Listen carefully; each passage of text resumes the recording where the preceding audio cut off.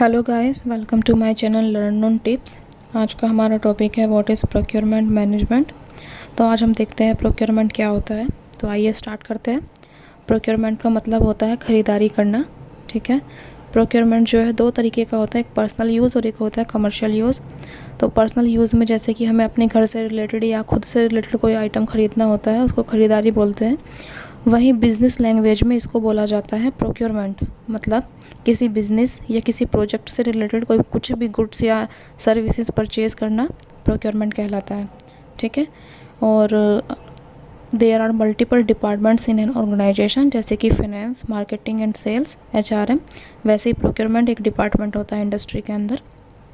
ठीक है, जिसका काम होता है सामान को ख़रीदना। आइए आज हम जानेंगे कि इसकी डेफिनेशन क्या है और इसके प्रोसेस क्या क्या होते हैं। सबसे पहले देखते हैं डेफिनेशन क्या होती है। Procurement management is a method by which items are purchased from external supplier. मतलब प्रोक्योरमेंट एक तरीके का प्रोसेस होता है या मेथड होता है जिसका यूज़ करके जो बाहरी सप्लायर्स या OEMs होते हैं, ठीक है, उनसे मटेरियल या आइटम्स को ख़रीदा जाता है। अब वो मटेरियल या आइटम्स कुछ भी हो सकता है, कोई फिनिश्ड गुड हो सकता है या कोई रॉ मटेरियल हो सकता है। ठीक है। तो आज मैं दोनों के एग्जांपल्स लेके आपको बताती हूँ फिनिश्ड गुड क्या है और अनफिनिश्ड गुड क्या है। ठीक है।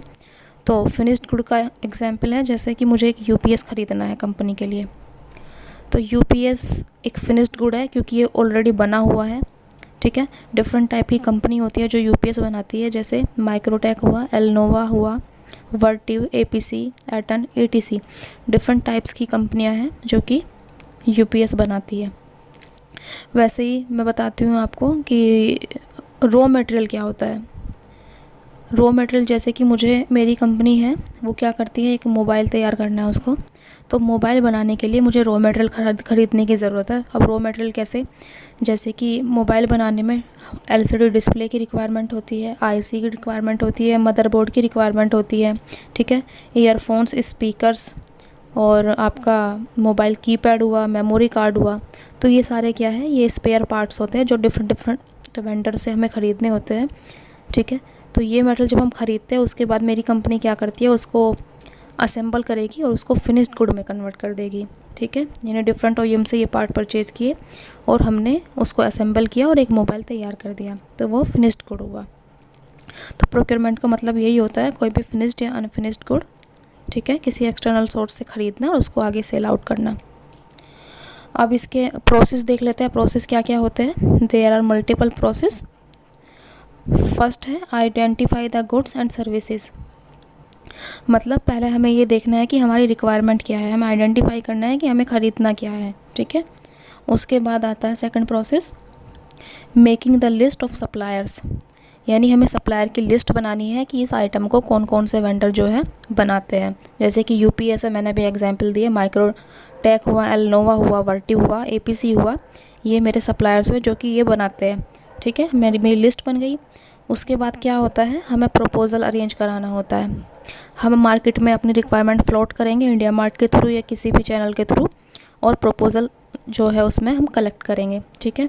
प्रपोज़ल के अंदर क्या होता है इन्फॉर्मेशन कि डिलीवरी टर्म क्या रहेगी, पेमेंट टर्म क्या रहेगी, कितना प्राइजेस है, क्या टैक्सेस है, वो सारी इन्फॉर्मेशन प्रपोज़ल में सप्लायर हमें डाल के भेजता है। फोर्थ पॉइंट क्या होता है, हम नेगोशिएट करेंगे वेंडर से, नेगोशिएशंस होती है। ठीक है। जिसमें कि एक एग्रीमेंट बनता है कि ये मुझे जो इस प्राइस तक आप मेरे को डिस्काउंट दो, मुझे ये प्राइस चाहिए, मेरी डिलीवरी टर्म ये हो। मतलब अगर OEM 2 हफ्ते बता रहा है तो मुझे 1 वीक में चाहिए, जो मेरी रिक्वायरमेंट होती है उसके अकॉर्डिंग हम उसके साथ नेगोशिएशन करेंगे और एग्रीमेंट करेंगे। ठीक। तो ये जो एग्रीमेंट होता है इसमें सारी टर्म्स एंड कंडीशन लिखी होती है, जो भी सप्लायर और क्लाइंट के बीच में डिस्कशन हुआ है, या आप कह सकते हैं ये एक तरीके का रिटर्न डॉक्यूमेंट या परचेज ऑर्डर होता है। ठीक है। जो कि सप्लायर को भेजा जाता है क्लाइंट टीम की साइड से कि हमने आपको एक्सेप्टेंस दे दी है, अब आप हमारा जो मटेरियल है, जो गुड्स है, वो रेडी कराओ।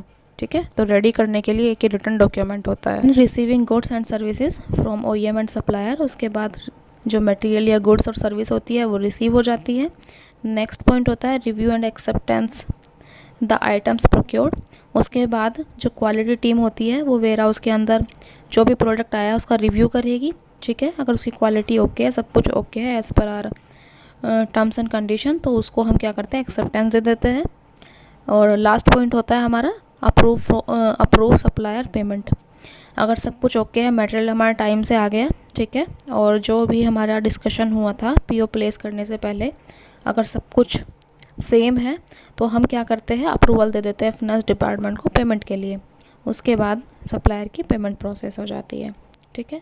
तो यही कुछ स्टेप्स होते हैं जो कि प्रोक्योरमेंट में यूज़ किए जाते हैं। आपको वीडियो कैसा लगा ज़रूर बताइए, ठीक है। अगर आप किसी और टॉपिक पर चाहते हैं वीडियो बनवाना तो आप मुझे कमेंट बॉक्स में बता सकते हैं। Thank you.